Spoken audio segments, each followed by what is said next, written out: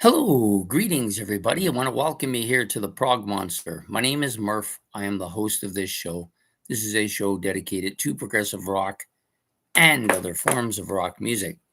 So we're here tonight into the Progverse, and we're going to be talking primarily about this album, Seconds Out by Genesis, but we will be referencing this album a little bit as well because I like this quite a bit. Okay, so yeah, I'm sorry, I a little bit hectic here. I was watching the Sea of Tranquility tonight, and they were doing their Doors, talking about the Doors albums, topic I quite like. So I almost forgot that I was doing that. Almost forgot it was Sunday. I kept thinking for some reason it was Saturday, and I still had another day off. Only if only it would happen, right? Anyways, without further ado, we're going to get on to it with it. So basically, I wanted to go over this album a bit. Seconds Out. I think it's a pretty much a masterpiece when it comes to live albums. I think the first time I heard this, I'm not even sure how long ago it was. I remember we taped it. They were playing it on, I think it was Q107 in Toronto, and my friend had his radio that was hooked to his recorder. We were recording the album because, well, back in those days, we didn't have much money, so we had to do things that probably weren't legal. But it's not like we made any money off it. It was just we were taping it, and it wasn't even really that good a quality. I think what happened too, and it happened twice. The first time I did it, and then a few months later, another radio station was playing the same album, and the same thing happened. It skipped several times on Supper's Ready on the second CD. And so it kept skipping, and they blanked it out for a bit and then came back to it. It did it on that channel too. So I'm thinking maybe that was the way it was supposed to be. Sorry, my eyes kind of twitching here. Not even sure which one it is. I think it's this one. Anyways, I'm going to turn the, see if I can do this now. We won't be able to do it. So let's go back, close. I was going to turn up the lighting on it. I noticed it's a little bit on the low side here. Must be a connection here somewhere that I can do. No, I guess not. Okay. Well, we'll make do. We'll make do. So, anyways, that was my first encounter with this album. A couple times, and I was like a lot of people my age who started to get into progressive rock around my age. We were probably maybe 14 or 15 when that started to happen. Wasn't happening in a big way, just a little bit. By the time the 80s came, and I had bought Drama and and Permanent Waves, Drama. What was my first, and Trick of the Tail. Those were kind of the beginning of the progressive era for me, those three albums. I started wanting to listen to progressive rock a lot more at that point in time. It became a more of a dominant feature of my life. So that's where this album came into play. So at that, I had no idea that Peter Gabriel was a member of Genesis. My friend was the first one. He said, "Yeah, you know that Peter Gabriel," because we had, I knew I had been listening to Peter Gabriel on the radio, but I had no idea that he had been a member of Genesis. So my experience with Genesis was all Phil Collins at first, Trick of the Tail, Wind in the Wuthering, and then this album, of course, is Phil Collins singing. So I just assumed that he had been the band's singer for a while, which he had been, but not as long as I had thought. I thought he went back as far as Genesis went. It was a surprise to me to find out that Peter Gabriel was the vocalist for the band initially. But at that time, I was quite happy with Phil Collins' voice, so I didn't even think anything of it. So when I heard the versions of the songs on this album, I thought these were the way they were supposed to sound. I was kind of surprised the first time I heard some of these tracks being sung by Peter Gabriel. I thought, wow, that's different. I've grown to like them both. At first, I didn't like the Peter Gabriel sound on them, even though I like his voice better. But then I got used to it and I decided I did like them. But this is still a really, really solid songs that I think are very two CD. I think the album was probably two vinyls as well. Not 100% sure since I never owned the vinyl version. So I've got disc one and then disc two. It's a fold out. The problem with these CD jewel cases is that sometimes the fold out goes from inside to outside and sometimes it goes from outside to inside. And no better than I was listening to the IQ album Subterranea, and it folds like this one folds from the inside out, the other one folds from the outside in. So because I was listening to both of them, I was getting thrown off a bit. But anyways, now we're going to just talk a little bit about the albums. So, or the albums in the case of this, there's two of them. So my initial listening to when I started collecting CDs was this one. This was my first kind of live Genesis. And I love this a lot. I've had this for a while too. And this is actually the second one I've had. I've had the other one before. And the reason I like this so much is because I love all five of the tracks on here. Watchers of the Sky, Get 'Em Out by Friday, Return to the Giant Hogweed, Music Box, and The Knife. Love all five of those tracks. They're all among my favorite Genesis tracks. I think two of them, Music Box, Watchers of the Sky, I think both of those made my top 10 Yes Genesis thing that Ben gave me last week. And then the other ones, Return to the Giant Hogweed and The Knife, were like just cut out. They just didn't quite make it, but they were still good. So I do like this, and I like the sound here, and the music is really good. You know, if this is with the five classic members, just absolutely killer. But this album is different. This album doesn't sound quite the same. You got Phil Collins doing vocals here. Also, Chester Thompson and Bill Bruford are on this album as well. I think Bill Bruford volunteered to help out because Phil, of course, he can't play all the complex stuff when he's trying to sing from the front of the stage. The thing I like about this is that this came out after Wind in the Wuthering and Trick of the Tail, but before And Then There Were Three. So there's nothing on here from Then There Were Three, but all of the other stuff, the stuff on here goes back to the beginning of Genesis, including all the albums that I really like that are masterpieces with me. So that's part of the reason why I like it. And they chose a lot of tracks here that I absolutely love. The only track on here that I'm not perhaps a huge fan of, and it isn't even a case of not liking it. It's a case of it's never really captured anything of interest to me, and that is the very last track, Los Endos. It's just it's an instrumental part, kind of a collection of the album. It's the same as What Gorilla is on Wind and the Wuthering. Just the same kind of thing going on.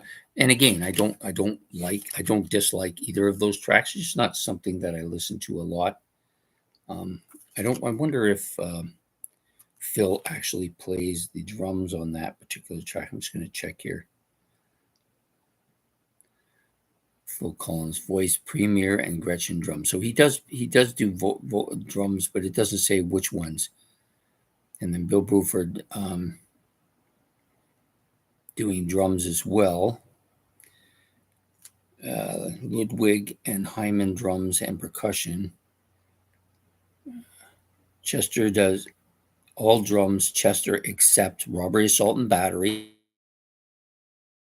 keyboard solo, Firth of Fifth, Phil and Chester. The Music Box, Chester and Phil.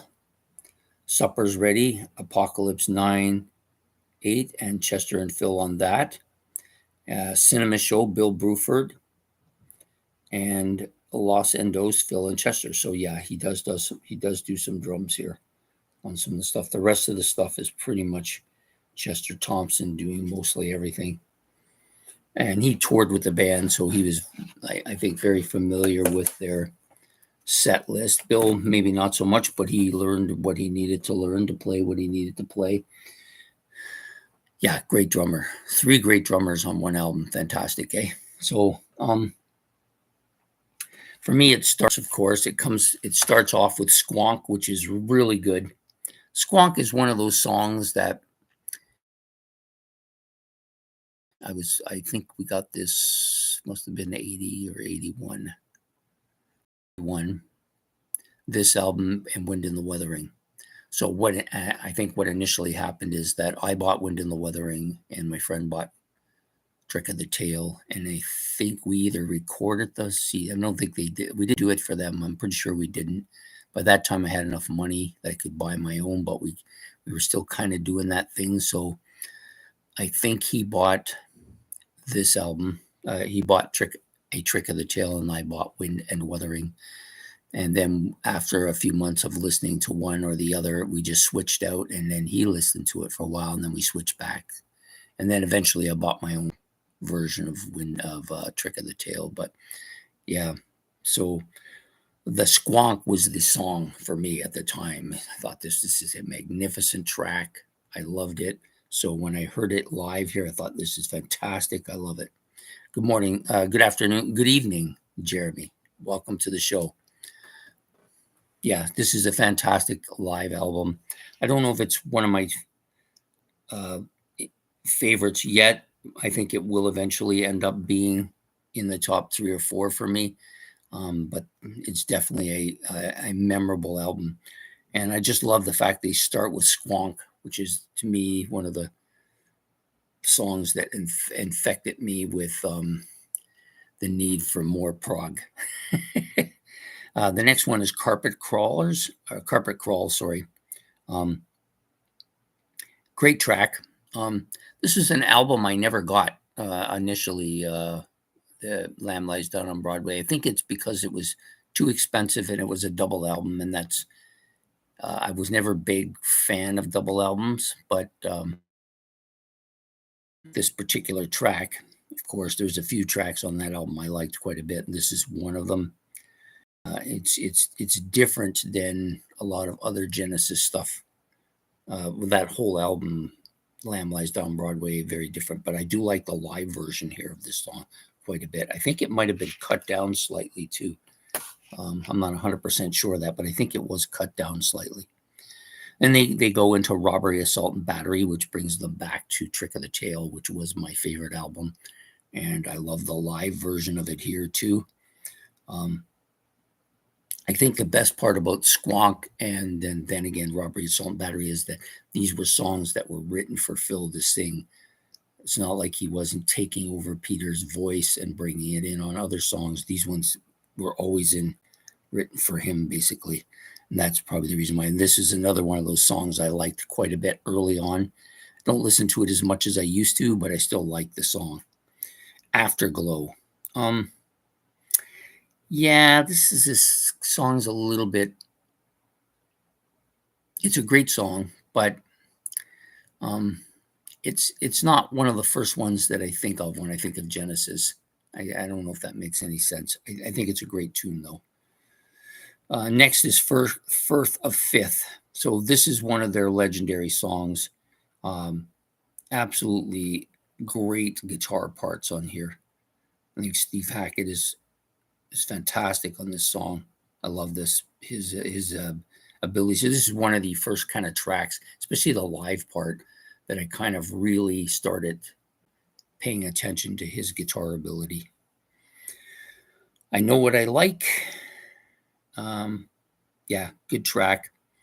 I think, correct me if I'm wrong, is this on This is also on Selling England by the Pound too, right? I think that's where this track originated on. I do like the live version quite a bit here. And then we have, of course, the next song, The Lamb Lies Down on Broadway. I like the live version, better than the domestic version or the studio version. Studio version's good. This is just a notch better, I think. And I like it because Phil Collins adds a bit of a different that is kind of unique. And because originally he was the one that I heard sing it first, I kind of prefer it, actually, at least the live version of it. The next track, The Music Box, this is the last track on the first disc. To me, it's just the closing section here. It's not the whole song. That's a bit of a disappointment, but it is a fairly lengthy tune. It's over 10 minutes on Nursery Crime, but here I think it's maybe half of that. Doesn't really tell you what the length is. Well, maybe it does here. Let me see. No, it doesn't. It just gives you the closing section type. It doesn't tell you much about the length of the track, but I know it's been cut down quite a bit.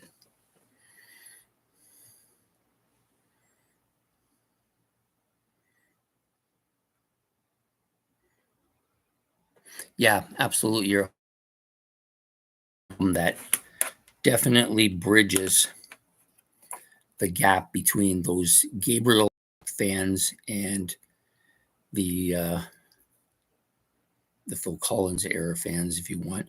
Now, it's and in some ways it's good that they stayed with that progressive style, or they would have lost all of those original fans if they had jumped from that right to say Abacab or Genesis, either of those two albums. They had jumped from that to that, they would have lost all of those fans. So they bridged the gap here quite nicely, mixing the songs very well. And most of the Genesis fans that I know, people who have been following them for years, really like this album a lot. And I like it a lot too. So yeah, so that was the only thing I didn't like on this album, is that kind of reduction in the song Music Box, which is I think it's probably my favorite Genesis track. I still think it's probably my favorite Genesis track. So the side two, which only has basically the 4 songs on it, or disc 2, I guess is what I'm getting at, disc 2 here. It has the epic length Supper's Ready. And the first time I got this album and I put that on right away and was listening to it from beginning to end, Supper's Ready, because I was concerned that I was going to get whatever the problem was that the radio station had, where it kept skipping, and I didn't want that. So I listened to it right away, and it was fine. And it was nice actually to hear the whole song uninterrupted by the 10-minute blank, right?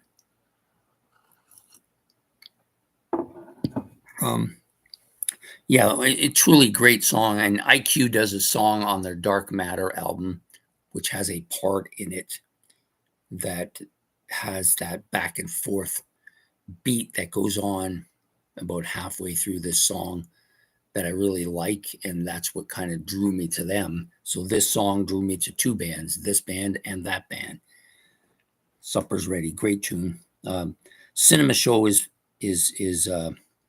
actually, I made a mistake earlier. I said the Music Box was my favorite. It's one of my favorites, but I think given a choice between Music Box and Cinema Show, I prefer Cinema Show. I think it's a better track. The keyboard solo on here is absolutely, I think, his best. Tony Banks' best keyboard solo on this track. Not as good on the live, but still really good. And I do like the drum work here on this particular track. I assume that it's Chester, because it doesn't give him doing. Oh no, I'm quite wrong. It is. I was wrong here. So it says here that Phil does the keyboard solo. That's weird. That surprises me. And Bill Bruford does the drum solo, but that may be why I don't care for the keyboard solo as much on this live album as I did on the Selling England by the Pound. But this is just my favorite Genesis song. I even love Steve Hackett's version of this. Is really good when he does it live, just fantastic. but this is great here. Dance on a Volcano. This was a track I liked initially off of Trick of the Tail too. I liked it a lot. One of the first, this and Squawk were the first two that I liked, and then Robbery, Assault, and Battery. But this song never has really held up with me. I think I liked it a lot when it first came out, or when I first bought the album back in the 80s. But I didn't really follow it much after that. It kind of got away from it a bit. And then, of course, you again back to Los Endos, which is a great track. It's a good track, but it's not terribly memorable to me. I think the live version's maybe a little bit better because there's a little bit more drumming parts on it. But that's about it for me, for them. So, yeah, great album. Gotta love it. I do like this kind of setup here. Fantastic. Genesis always has this kind of a setup on their list of stuff on the back of the CDs, and I always these are kind of remastered, definitive remastered editions, better than the original, but there's other editions I think that are probably better than this as well. So the two live Genesis albums, this one, Genesis Live, which came out, I think, right after Foxtrot, and then this one, which came out after Wind in the Wuthering. So yeah, both really good. I think this one is probably better because it gives you more songs and stuff, but I do like the Genesis Live quite a bit.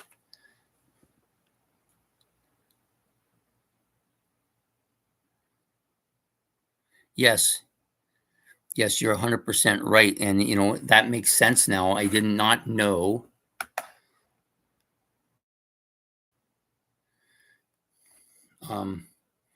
I did not know, but it was Phil Collins that does the solo for that song. A show on here. It clearly says it right here in the notes. It says Phil doing solo, keyboard solo, and Bill Bruford doing drum solo on Cinema. That's why I always wondered. Like I thought the drumming on that particular track was exceptional, and I didn't know that was Bill that had done that. And I thought the keyboards weren't nearly as good as they were on the Selling England by the Pound. I thought I was a little bit disappointed in it. I remember feeling that, but not because I didn't own the album. I didn't know why that was the case, but I just looked at it now and it clearly states that Phil did the solo. So yeah, so that makes perfect sense to me. Why it was, like you said, underwhelming.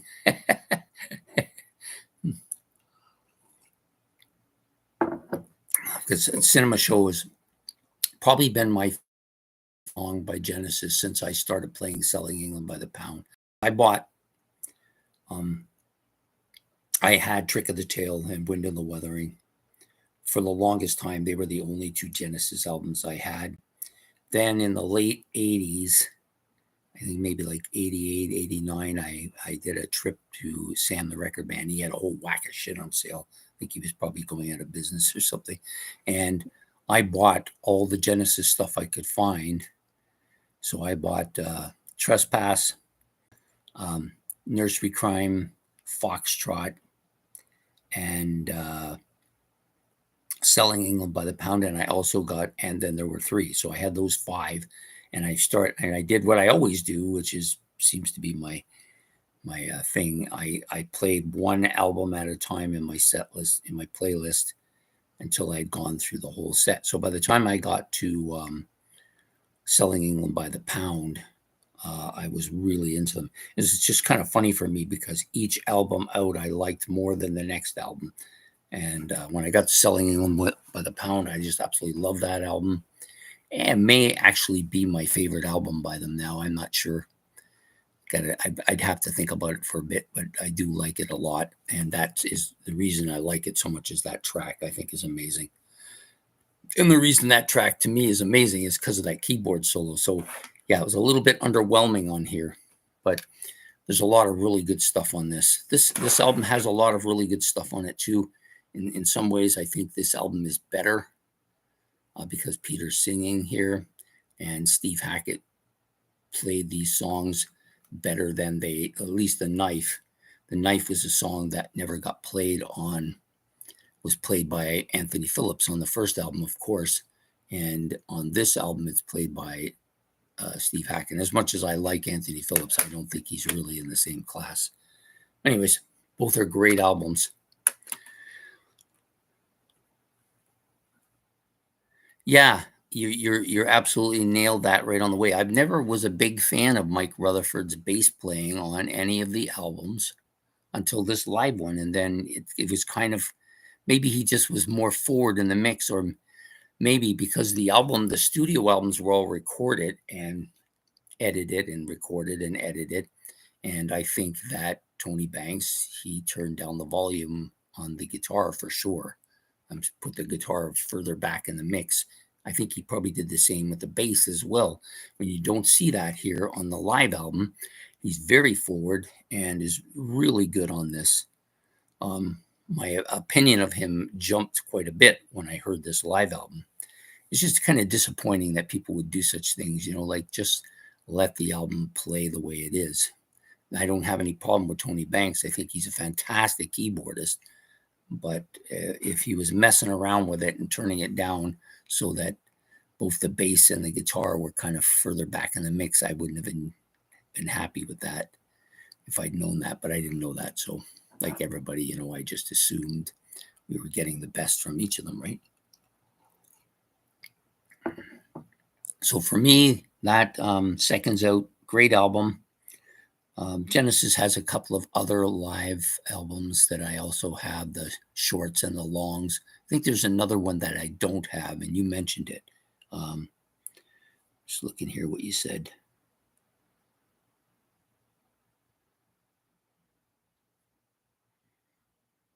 No, I don't have it, but I think there is another. There was, oh yeah, you did say it, solo on the Three Sides Live. Yeah, that one I don't have. I'm not even sure when that one came out. Does it? Let me see if it gives it a list of it here on the inside of the cover. Yeah, here it is. So I have the Genesis Live, the shorts, and I have the longs. They're not that great, either of them. They're not bad, though. And I wouldn't say they're terrible. Oh, here it is, Three Sides Live. So that came out probably in around 1982. So in between Genesis and Abacab, I didn't know that. I knew there was another live album, but I couldn't remember what it was. And you mentioned it, and I didn't register on me until we were talking about it for a bit there. So that one I don't have, would like to have. Genesis is one of those bands, very good live. Yeah, I definitely will check that out. That'll be an album I look for now, because I didn't realize that album was a separate album from some of their other live stuff. I didn't even know about it until just now, actually. I knew there was another one. I just didn't know what it was. Anyways, they all of their live albums are good. Some of them are a lot better than others. That's all.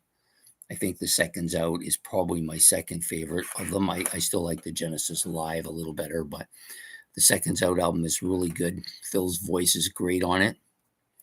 It would have been nice to have Peter do this one as well, because I think he only did the one live album with them, which is this one, which I love. So.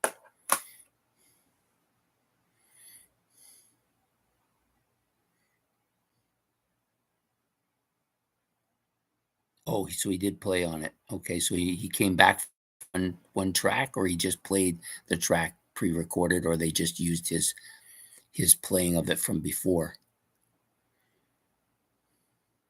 You're talking about Steve Hackett.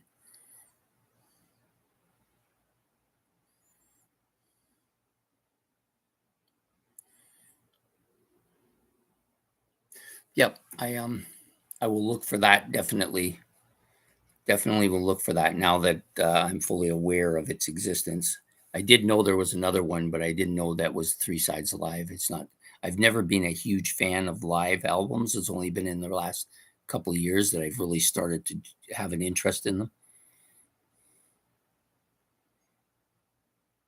Oh, so it was just the one track from his time on The Wind and the Wuthering. So they just added it to it with him actually. So he didn't actually come to play that. They they took it from a past concert and played it for him. Yeah, okay, that makes sense. I have a couple of Steve Hackett live ones too. One is an album that this came out this year. It's in my playlist, and then there's a live concert one that I have of him playing a lot of this stuff too, like cinema shows in there. There's a few others that he plays his stuff on, which it's absolutely amazing. Yeah, just I love the band he put together for that. They're all very talented. Rob Townsend, fantastic at his multi instrumental talents for the stage. He's fantastic. I love him. He's probably my favorite of the guys he put together in that for that concert. Just really good at what he's doing. Oh, it is getting very hot here today, though. So I think we're going to probably end this a little bit earlier than I probably would have if it wasn't so hot. But I'm basically melting here under these lights. I'm going to start showing a sheen soon, I think. Have you heard of his collaboration with Chris Squire? Oh, you're talking about Steve Hackett. No, I haven't. I hadn't heard that one. I knew he had collaborated, of course, with Steve Howe for the GTR, but I didn't know about the Chris Squire stuff.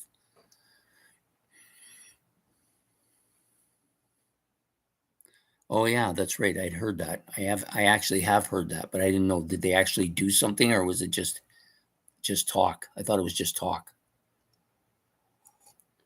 So it is an album. I did not know that. I thought they had talked about doing it, but actually hadn't done it. They only did the one album, though, right? Correct?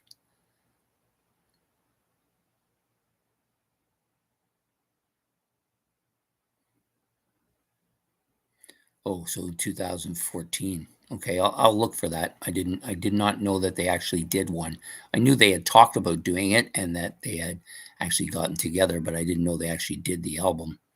So that's something that I will definitely look for. Two of my favorite musicians. Yes, and Genesis have really had a long history of being tied together. Ben, welcome to the show, Ben. I got your email today, so my lists are ready for the weekly shows that we're going to be doing. I think it'll be fun to do the 10 American bands. I think that one will be fun. Shouldn't be hard either. I pretty much know what I like that came out of the States that are my favorite bands. I probably prefer Canadian bands over US bands, generally speaking. I like the hard rock stuff from the US. I'm not big on their prog stuff. To me their prog stuff sounds very different from the prog stuff from Britain and Canada.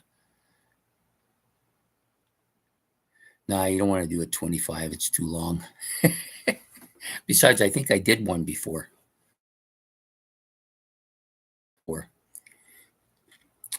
I did a hard rock one for sure, my top 25 hard. I think I might even done a metal one. Oh, looks like my connection is gone here. I don't know if you guys are still hearing me. Not sure why. Never happened before, but it could be the building. This building is not the best for. Oh, yep, there we are. We're good. We're back. Yeah, we'll stick with the 10s for now. Yeah, you can always do a 25 with one of your others. Yeah, I'm still here. Yeah, the internet kind of flicked out there for a minute or so. It's never happened to me before, but doesn't mean it can't. I think that yeah, they always kind of lump Genesis and Yes together with a lot of stuff. You know, people members, of course, have worked with each other quite a bit too. Bill Bruford's worked with Genesis at one point. Steve Hackett and Choir, Steve Hackett and Steve Howe, you know. And I know that Rick Wakeman actually did some stuff on the Sabbath Bloody Sabbath album for Black Sabbath. So a lot of these bands, after a while, they they tend to want to do something different. Musicians are very wanting always to push the envelope, try something different, try something different. And there's nothing you can do that's more different than make an album or do some kind of work with a musician that may be totally outside of your realm, right? Would have been nice to maybe put Ozzy on a Yes album. What do you think? No? Well, him and well, he would fit in well with Genesis because him and Phil Collins could both sit on the stage together, right? That would be a nice thing, both singers singing there. Ozzy Osbourne and Phil Collins, both in their wheelchairs, sitting out there on the stage. That's kind of a mean thing to say, but that seems to be the way it's going now. You're going to end up with half of the people on stage in wheelchairs in the next 10 years. I don't really like, and I agree with Brendan Snyder on this quite a bit. I don't really like the way from some of these iconic bands, and then they'll put the tickets out there and then they start telling you little details that aren't really what you thought it was going to be. Like this Black Sabbath thing is, I think I would be quite annoyed if I spent all the money and gone all the way to Birmingham to see Black Sabbath play and they do like 3 or 4 songs and there's a whole whack of other bands up on there doing Sabbath songs. I definitely wouldn't care for that, that's for sure. But that seems to be the way it goes now. They just try to grab your money. That's even if I was going to rock concerts, which I almost never do, I haven't done for a long time because of my hearing.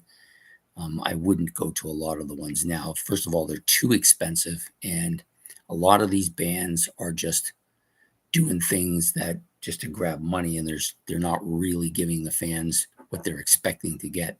If you go to see Black Sabbath, that's who you want to see. If you go to see Yes, that's who you want to see. You don't want to see some cover bands,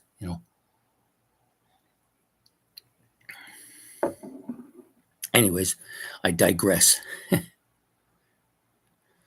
My first concert, oh God, I don't even know what it was. It might have been 76 at Massey Hall, see Rush. I think that probably was it. I didn't even know who Rush was when I went. I never heard of them before. My friend got tickets and we went. I hadn't heard of them up until that point. And I would have been about 12.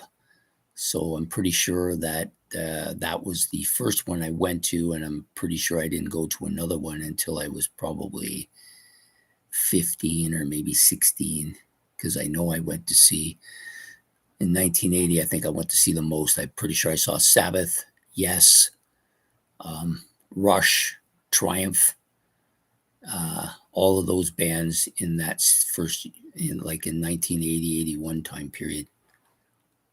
Yeah, probably before you were born. Yeah, I actually know I had tickets to see Zeppelin. I think they were supposed to play in Montreal. That was the gig. And we got tickets. And then the concert was canceled because of his death. And so we took the tickets back, got the money, and now I wished I'd kept the tickets. Because even though he died, we didn't really think that Led Zeppelin was going to fold up like a cheap suitcase and be gone. And Zeppelin now would be like, if Zeppelin was touring now or doing these one-off concerts, those tickets would be massive.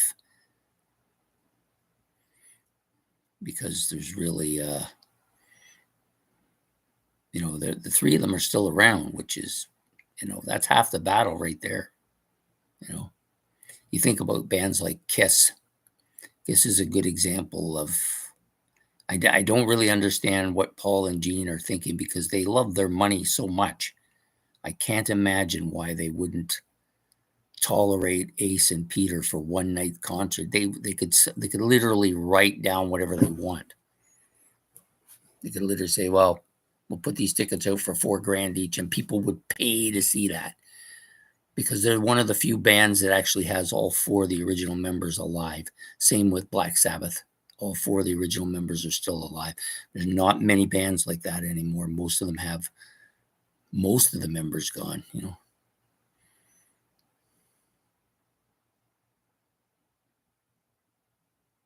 Oh, your parents went to see AC/DC before you were born?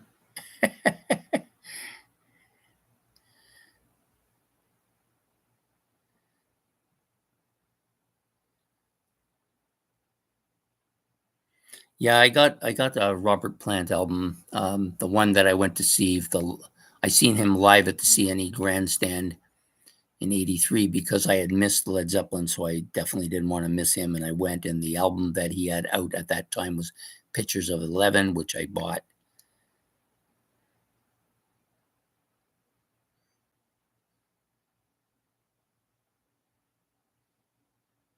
I'm not a big fan of Ace's solo stuff, I'm afraid to tell you. Other than the album that he did with Kiss, he really has not stood the test of time very well. And there's a lot of reasons, I think, why that album did so well. Yeah, it was his voice and they were his songs, but he had a lot of help with a lot of that stuff. The uh, the producer really made that album what it is, I think. And then you had some top notch drumming from Anton Fig, who also played drums. I didn't know that at the time, but it makes perfect sense. If you listen to it, it's very much his style, Peter Criss style going on there for sure. And Quiet Riot, there's nobody left in Quiet Riot that was with them initially. They're all gone. It's all new people in that band. I don't think Kiss will reunite. I think what you're going to see with Kiss in the next year or two is you're going to see a fully new Kiss, all new members that will continue the legacy as avatars. This is going to be something you're going to see with a lot of bands, but I think Kiss will be the first one to do it because they love their money, those guys.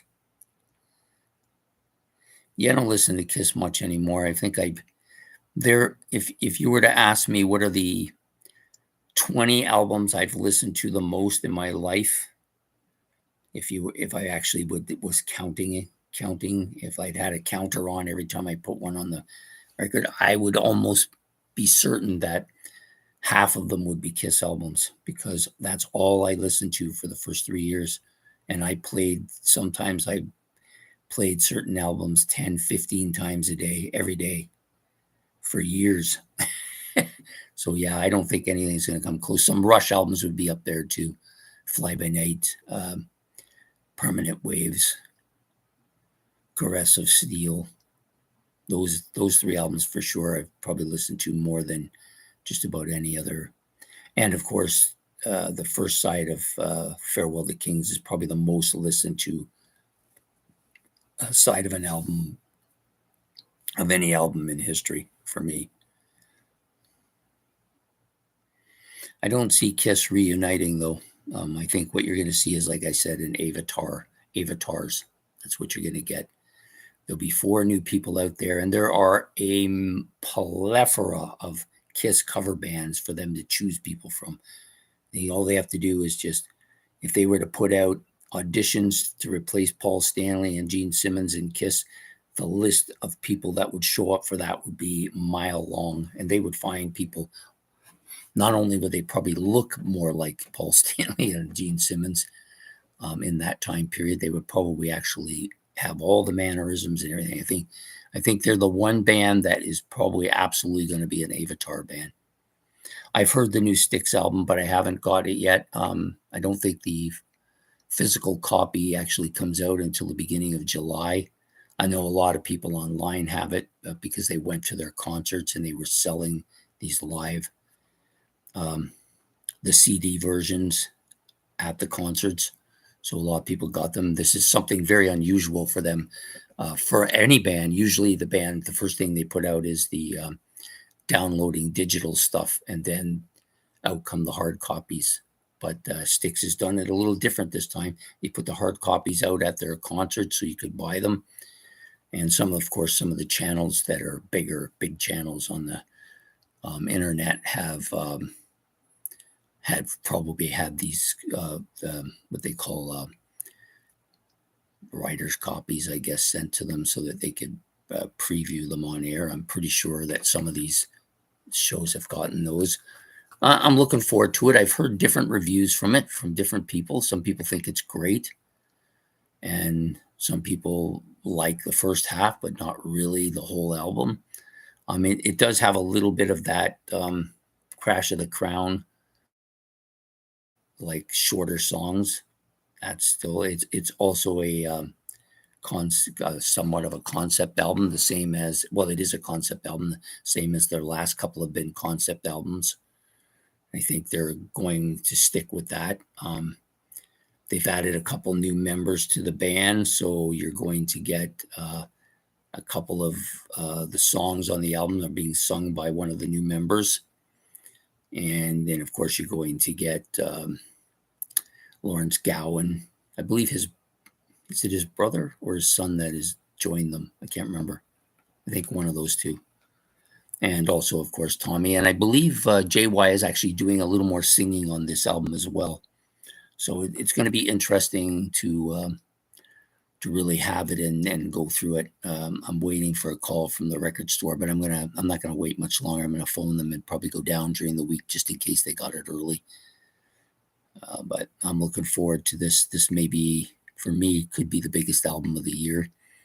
It's the most looked forward to album, other than maybe IQ's Dominion. Both of those two albums are going to be my two most I still haven't got that album. I didn't want to pay the $45 to get it delivered, which is what it costs to deliver anything in Canada these days.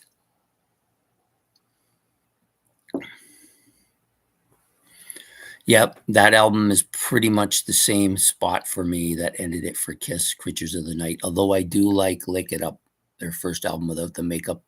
I do like that one. And I own that one as well. But definitely that was it.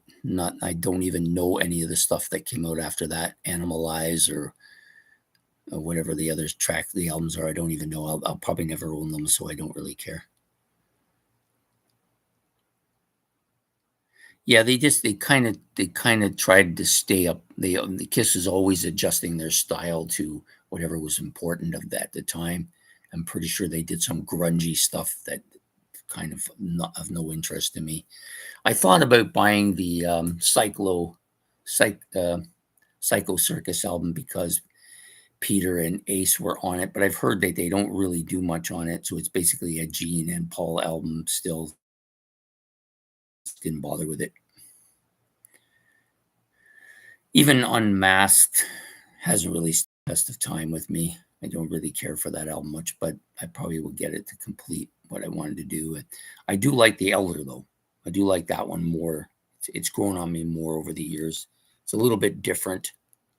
The different sounding album than a lot of their other stuff.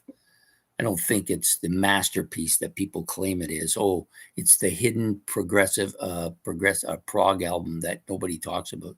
It's not hidden. It's not that great. It's okay.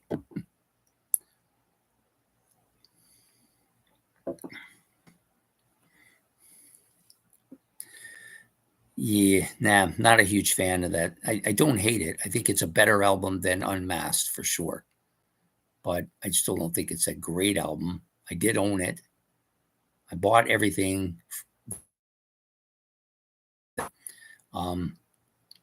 Lick It Up, and then I stopped. That was where it ended. Never after that.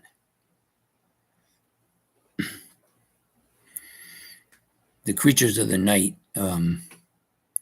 So if you were looking back at their history, so after Love Gun, they did the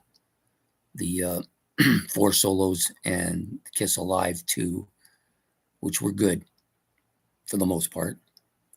Then they did Dynasty, Unmasked, Elder, and then Creatures of the Night. And Creatures of the Night for me was a better album than the 3 predecessing albums from it.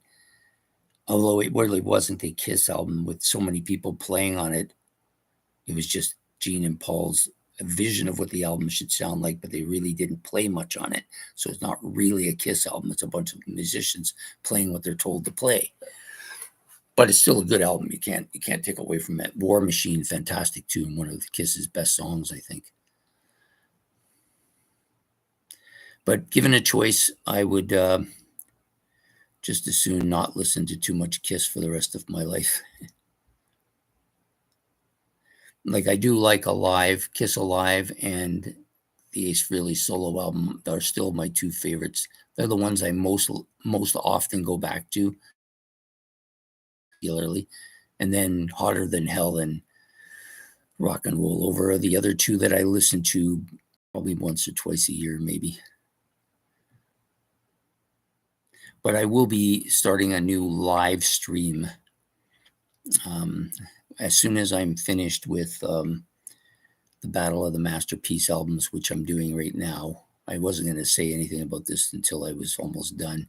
So I got basically 5 weeks left of that. And then I'm going to start a live stream that's going to basically be on hard rock and heavy metal. Kind of similar to what we're doing here, but it'll be on hard rock and heavy metal. It won't be as much about prog.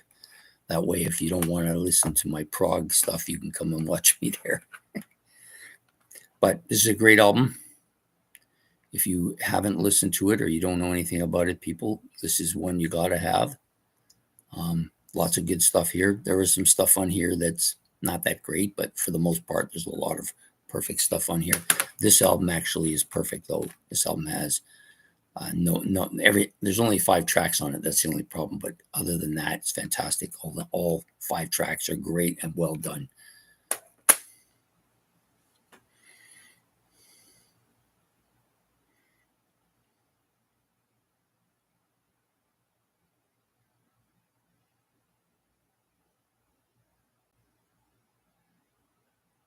Yeah, I don't know what it doesn't sit well with me, that album, Demons and Wizards. I'm not sure why that is.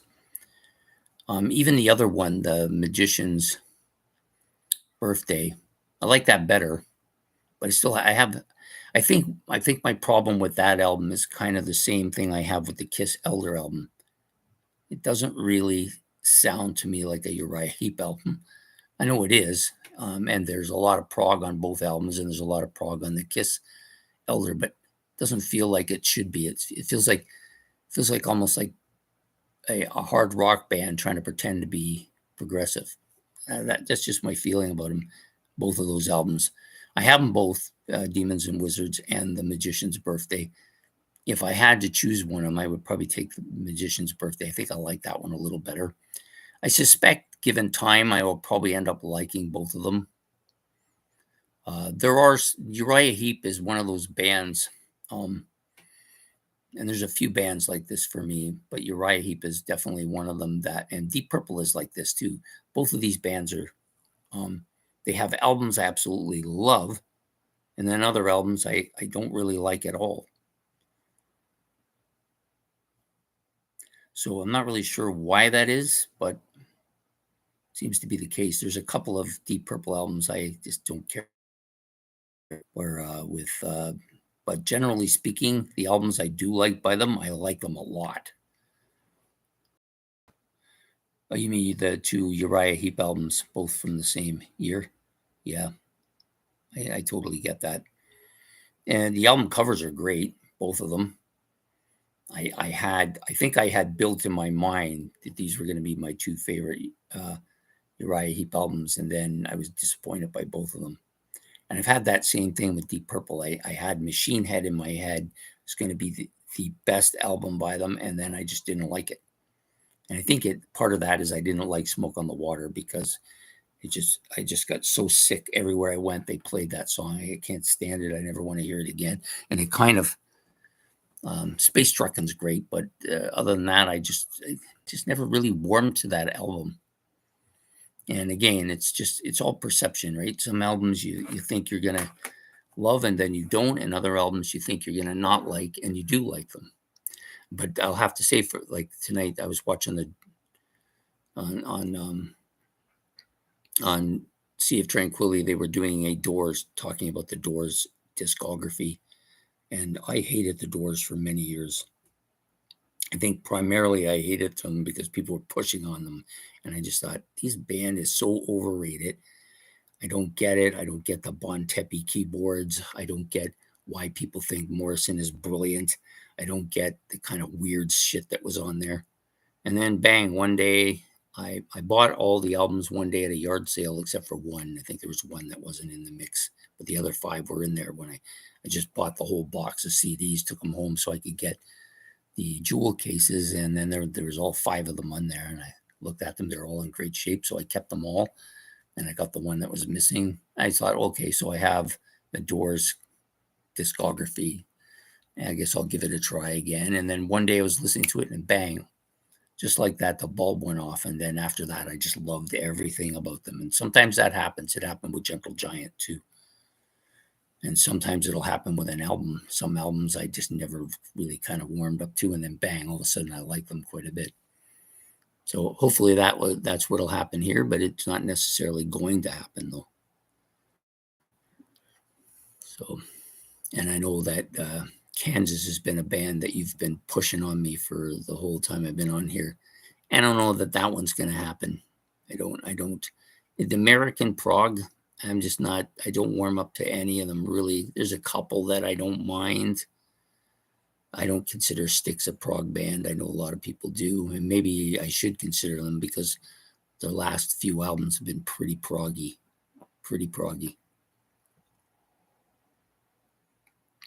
It should make no sense because if you look at my group of 9, my top 9 favorite bands, almost all of them are dominated by prog bands, with the exception of Sabbath and The Who.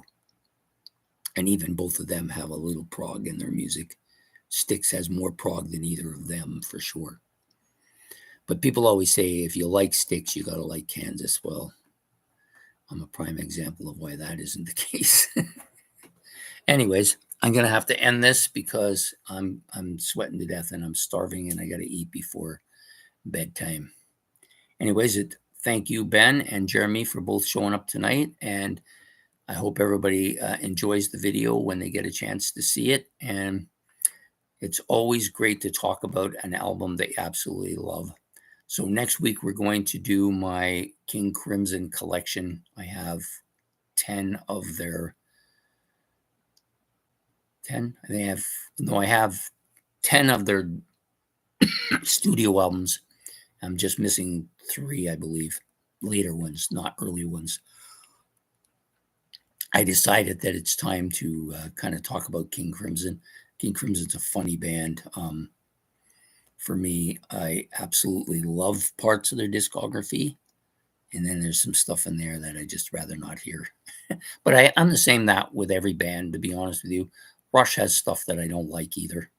Yes has a lot of stuff I don't like.